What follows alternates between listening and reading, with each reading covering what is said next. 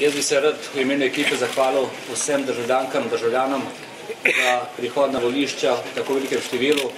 Mislim, da so jasno povedali, da jim je bilo dosti take Slovenije, da hoče novo Slovenijo, da hoče državo, ki bo gospodarsko uspešna, konkurenčna v svetu, doma pa solidarna, socialna, varna, državo javnega šolstva, javnega zdravstva, državo, kjer verjamemo v pravosodju in o tem ne razpravljamo, državo, kjer spoštujemo demokracijo, medsebojno sodelovanje.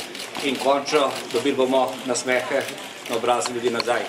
Hvala ekipi telih 70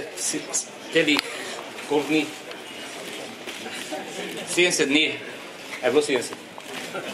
Tele 50 dni ne je bilo izvrstnih, brez ekipe ne bi šlo, ne da so bili za mano, ampak so bili pred mano ob meni, to je njihovo delo, jaz sem samo to delo očitno neuspešno zaključil.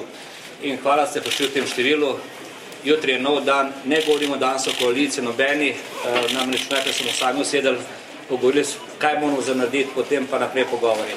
Predsednik države se je odločil, komu podelil mandat, imamo izvrstnega predsednika in on je tisti, ki bo svojo nalogo opravil in njegova odločitev zame dokončna.